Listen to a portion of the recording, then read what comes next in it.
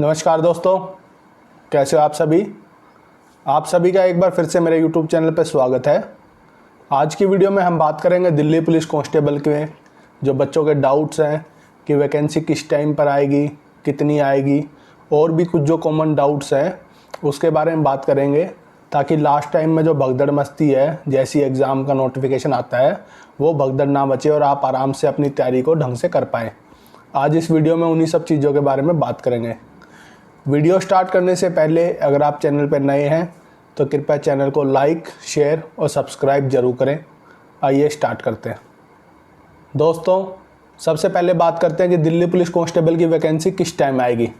देखो भाई, भगवान तो कोई है नहीं, लेकिन 99.9% चांस है कि अगले साल स्टार्टिंग में फरवरी मार्च के आसपास आपको दिल्ली पुलिस कांस्टेबल की वैकेंसी देखने को मिलेंगी।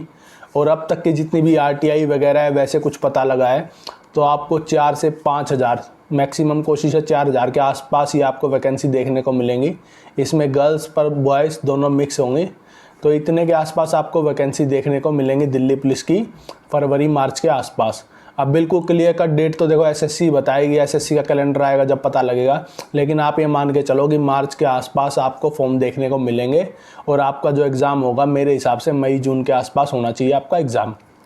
तो अभी आपके पास अच्छा खासा टाइम है जिसमें आप अपनी अच्छी खासी तैयारी कर सकते हो और अपने लिए एक जॉब सिक्योर कर सकते हो, क्योंकि अब CPO ओवर हुआ है 24 का, फिर आप साथ के साथ तैयारी करोगे। दिल्ली पुलिस कांस्टेबल आ रहा है, CPO 25 आ रहा है। जो बच्चे फील्ड जॉब या बेल्ट की जॉब में जाना चाहते हैं उनके लिए ये सुनहरा मौका है। आप अपनी कंटिन्यूटी मत छोड़ना, क्योंकि अभी आपका CPO का फिजिकल हुआ है। कुछ बच्चे होंगे जिनकी टाइमिंग 6:30, 6:20 आ रही होगी, 6:45 आ रही होगी, तो वो अपनी कंटिन्यू को, अगर रनिंग को कंटिन्यू रखेंगे तो उनकी टाइमिंग आराम से 6 मिनट डाउन आ जाएगी। क्योंकि जो दिल्ली पुलिस का फिजिकल है उसमें पेपर तो इम्पोर्टेंट है ही, पेपर से ज़्यादा इम्पोर्टेंट है 6 मिनट। अब आपने ये भी देख लिया होगा 6.5 मिनट में कितने पसीने आ रहे हैं बच्चों के करने में, तो 6 मिनट में उससे 3 गुना मेहनत चाहिए। तो आपकी अभी जो टाइमिंग है आप उसी पे काम करते रहे तो 6 मिनट आसानी से आ जाएगी। हाँ, इस चीज़ पे भरोसे मत रहना मैं पहले पेपर दूंगा CPO की तरह बाद में 6 मिनट में टाइमिंग आ जाएगी, ऐसा बिल्कुल नहीं होगा। पिछली बार उन्हीं बच्चों का सिलेक्शन हुआ है जिन्होंने फिजिकल कर दिया पेपर क्लियर, उसके बाद जिसका फिजिकल हो गया उन सभी का सिलेक्शन हो गया था। तो आप इससे समझ गए होंगे फिजिकल की क्या इंपॉर्टेंस है दिल्ली पुलिस कांस्टेबल के लिए। तो अपने फिजिकल को ओके रखें। ये वीडियो इसलिए इस टाइम बना रहा हूँ क्योंकि अभी आप रिदम में हो, सब अपने फिजिकल की तैयारी कर रहे हो। जिसका हो गया वो अपने CPO मेंस और साथ में दिल्ली पुलिस कांस्टेबल, लेकिन अपना फिजिकल बिल्कुल ना छोड़े, एक रिदम में रहें। जिसकी टाइमिंग आ रही है ये मान के चलो 6:15, 6 इस बीच में अपनी टाइमिंग ला के उसी को कंटिन्यू रखें। और जैसे ही आपका दिल्ली पुलिस कांस्टेबल का एग्ज़ाम होता है उसके बाद आप फिजिकल करोगे तो आपको दिक्कत नहीं आएगी। तो सबसे इम्पोर्टेंट बात तो यही है कि अपने फिजिकल को जारी रखना, जिन्होंने भी CPO के लिए तैयारी करी थी या किसी और चीज़ के लिए। और अगर नहीं भी करी है, बिल्कुल बिगिनर है, तो अभी आपके पास टाइम है, आप अपना फिजिकल आराम से 6 मिनट का बना सकते हो। क्योंकि 6 मिनट का और आजकल चिप सिस्टम है तो काफ़ी इंपॉर्टेंस बढ़ गई है फिजिकल की, चिप सिस्टम आने के बाद। तो आप अपने फिजिकल में जो क्लियर होगा वही नौकरी लेगा, चाहे आप पेपर में 100 में से 100 लिया ना, अगर फिजिकल क्लियर नहीं हो तो आप बाहर है। तो ये तो बात करी हमने कितनी वैकेंसी आएंगी, कब आएंगी और फिजिकल के रिलेटेड। अब बात करते हैं कुछ ऐसे इंपॉर्टेंट डॉक्यूमेंट्स होते हैं जो बच्चे पहले से बनवा के नहीं रखते, फिर लास्ट टाइम में भगदड़ करते हैं। जो भी बच्चे 18 साल के अभी होने वाले हैं, जो पहले हो चुके हैं या अपना लाइसेंस की वजह से नहीं बनवा पाए हैं CPO में भी या दिल्ली पुलिस कांस्टेबल के लिए भी, तो सबसे पहला काम आपको करना है अपना लाइसेंस बनवाना है। क्योंकि जिस दिन आपकी फ़िजिकल डेट होगी उससे पहले का आपके पास ओरिजिनल लाइसेंस होना चाहिए। लर्निंग लाइसेंस आपका नहीं चलेगा। तो इसलिए अपना एक तो ये ड्राइविंग लाइसेंस वाला डॉक्यूमेंट कंप्लीट रखना। OBC वालों अपना नॉन क्रीमी लेयर जो आपका 3 साल के लिए बनता है और उसके बाद जो अपडेट होता रहता है उस चीज़ को आप अपडेट करा के रखना। EWS वालों अपना फाइनेंशियल ईयर 2024-25 इस चीज़ पे ध्यान रखना। तो एक कुछ 3-4 कैटेगरी हैं जिनके जैसे डॉक्यूमेंट लगते हैं, तो अपने डॉक्यूमेंट पहले से तैयार करके रखें।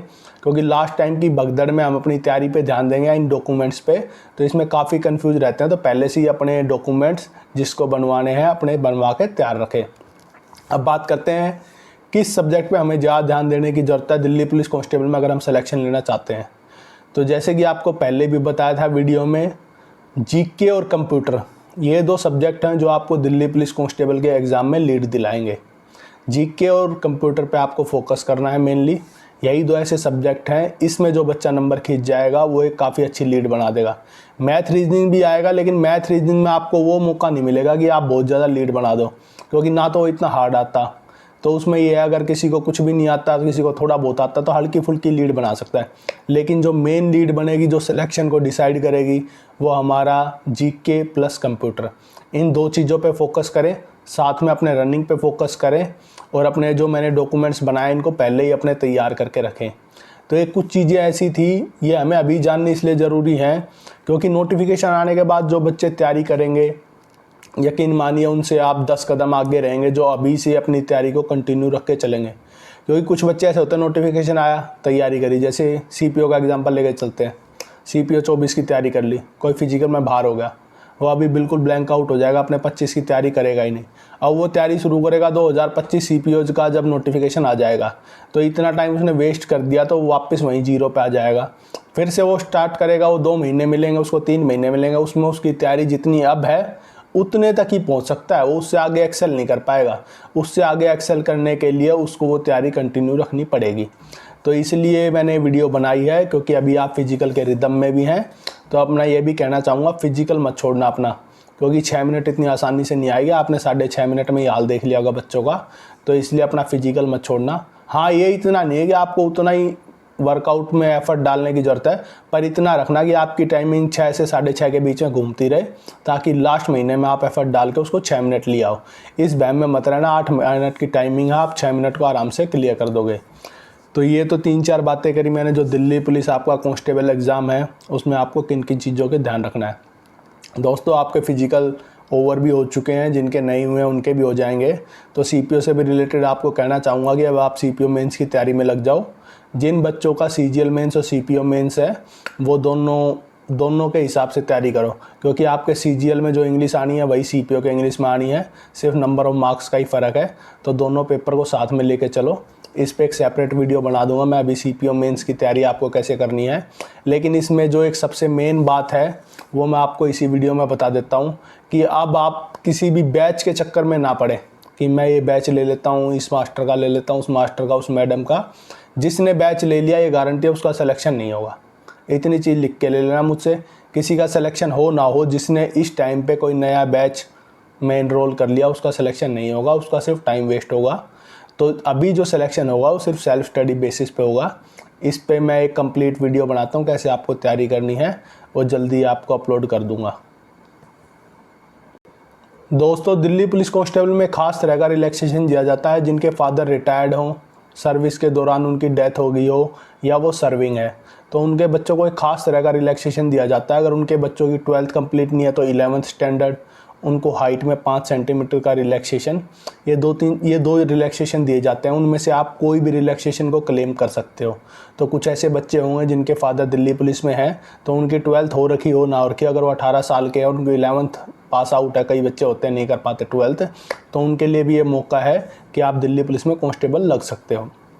तो दोस्तों, इस वीडियो के माध्यम से मैंने आपको सारी वो चीज़ें बता दी जो आपको ध्यान रखनी है, ताकि आप अगला जो कांस्टेबल वैकेंसी आएगी उसमें अपना सिलेक्शन ले पाएँ।